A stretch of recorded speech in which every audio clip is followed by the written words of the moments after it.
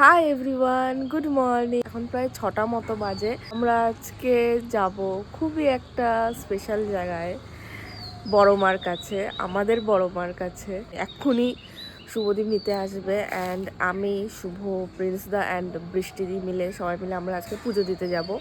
কারণ অনেক দিন ধরেই আমাদের মন টান ছিল বড় মার কাছে। প্রতি বছর অ্যানিভার্সারি মানে আমার আর শুভদীপের লাভ অ্যানিভার্সারি দিন আমরা যাই, বাট এইবার যাওয়া হয়নি কোনো কারণবশত।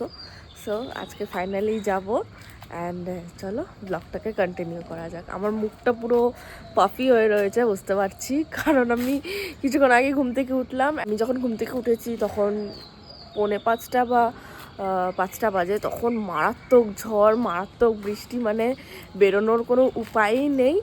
তাই রেডি হয়ে বসেছিলাম, রেডি হয়ে মানে ঘুমিয়েও পড়েছি, এরকম অবস্থা। বসে আমাদের ওয়েট করতে হলো, ঝড় থামলো, বৃষ্টি থামলো, কারণ মেঘ ডাকছিল প্লাস জোরে মুষলধারের বৃষ্টি হচ্ছিল।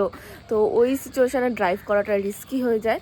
তো তার জন্যে বৃষ্টি কমুক, আস্তে ধীরে আমরা বড় মার কাছে যাই। ওদিকে ওরা চলেও এসছে।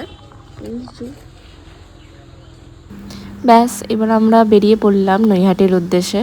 অ্যান্ড আমাদের 1 আওয়ার মতো লাগবে। বাইরের ওয়েদারটা তো খুবই সুন্দর লাগছিল। বাবা, আমরা ঠাকুরের কাছে যাচ্ছি বলে সব ঠাকুর ঠাকুর গান চলছে।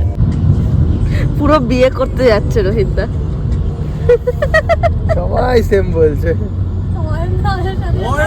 বলছে পুরো আমাদের মানে বর, হবু বর। এই এই আমি আমি প্রচার করি, এই পাত্রের জন্য একটা পাত্রী চাই। বিয়ের কার্ডও রয়েছে সামনে। পাত্র কি করে একটু বলে দে।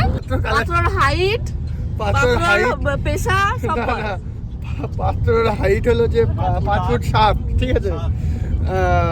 করে তো অনেক কিছুই, কিন্তু তার মধ্যে প্রধান যেটা হলো সেটা হলো যে কালার ট্রেডিং, ঠিক আছে, জুয়া, ঠিক আছে, ঠিক আছে। আর প্যাশন বলতে একটা জিনিসই আছে, মদ খাওয়া, ঠিক আছে। মদ খেতে খুব ভালোবাসে। বউ পেটাবে না, বউয়ের হাতে পেটান খাবে। বউ পেটাবে ওকে। তাহলে কি করছে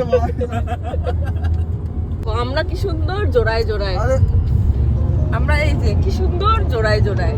আরে এই টু সিঙ্গেলস, না আছে অয়নের, না আছে রোহিতের। বেবি সিটিং এখন থেকে ট্রেনিং নিয়ে নিচ্ছে বাচ্চা কিভাবে সামলাতে হয়। এরমভাবেই আড্ডা ইয়ার্কি করতে করতে আমরা পৌঁছে গেলাম মন্দিরে। অ্যান্ড এখানে আমরা ফিগার আউট করছি যে গাড়িটা কোথায় পার্কিং করা হবে। যতক্ষণে প্রিন্সদা আর শুভদীপ গাড়িটা গিয়ে পার্ক করলো, ততক্ষণে আমরা ডিসাইড করলাম যে চলো একটু গঙ্গার দিকে ঘুরে আসা যাক, গঙ্গার জলও মাথায় দিয়ে নিই অ্যান্ড আমরা একটু সকাল সকাল গঙ্গার দর্শন করে নিই। ওই যে দেখো তোমার বন্ধু, তোমার বন্ধু একটা দুটো চলে এসছে। ঘাট থেকে ফিরে এসে আমরা যে যার পুজোর ডালাটা কিনে নিই।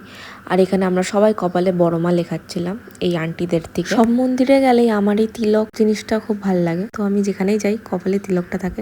এই সুন্দর জিনিসটা লেখাতে কার না ভালো লাগে বলো। আমরা আজকে এসেছি আর আমাদের কপাল এতটাই ভালো যে লাইন নেই একটু। দেখো তাকাও, বড় মা আজকে আমাদের নিজে থেকে ডাকছে যে তোদের লাইন দিতে হবে না। বাই দ্য ওয়ে, এটা হচ্ছে আজকে আমার ফিট চেক। প্রপার স্যুট পরেছি যেহেতু পুজো দিতে এসেছি। আমাদের এখন ফটো সেশন চলছে। অন্য সময় আমাদের এখানে 2 কিলোমিটার লাইন দিতে হয়, সেখানে আজ আমরা মন্দিরের সামনে দাঁড়িয়ে আরামসে ফটো তুলছি, কোনো লাইনই নেই। এটা একটা মানে ব্লেসিং। মেবি 3 মাস পর বড়মার মন্দিরে আবার আসছি অ্যান্ড অনেকটাই চেঞ্জেস হয়ে গেছে। এখন এই ঢোকার লাইনটা এরম সিকোয়েন্সে হয়। আই গেস এটা ক্রাউড ম্যানেজমেন্টটাও খুব ভালো হয়। আর এই যে আমার সামনে আমার মা, মনে হচ্ছে যেন আমার দিকেই তাকিয়ে আছে। জানো তো, বড় মা আমার সব কথা শোনে। এটা আমার আবেগ কি ভালোবাসা আমি এখনো বুঝতে পারিনি। ছোটবেলা থেকেই নিজের জন্য যেটা শুধু বলি সেটা হচ্ছে ভগবান বিদ্যা বুদ্ধি দাও। কিন্তু এখন বড় হয়ে নিজের মানুষদের জন্য যেগুলো যেগুলো চেয়েছি সব পেয়েছি। হয়তো আমার জীবনে এত ভালোবাসার মানুষ আমি নিজের জন্য এখন চাইতেই ভুলে যাই, তাই নিজের জন্য চাওয়া ওই বিদ্যা বুদ্ধি অবধি সীমিত থাকে। কিন্তু আমি এতেই অনেক খুশি আছি। আমার কাছের মানুষরা যদি ভালো থাকে আমিও তাদের সাথে খুবই ভালো আছি। আচ্ছা, তারপর আমরা এক জায়গায় দাঁড়িয়ে চা বিস্কিট খেয়ে নিলাম অ্যান্ড দেন আমরা রওনা দিচ্ছি ব্রেকফাস্ট করার জন্য। বৃষ্টিদি বলো কি কি আছে আমাদের ব্রেকফাস্টে? লুচি, ফুলকো লুচি আর তরকারি। তরকারিটা কি সুন্দর ফুলকপি দিয়ে।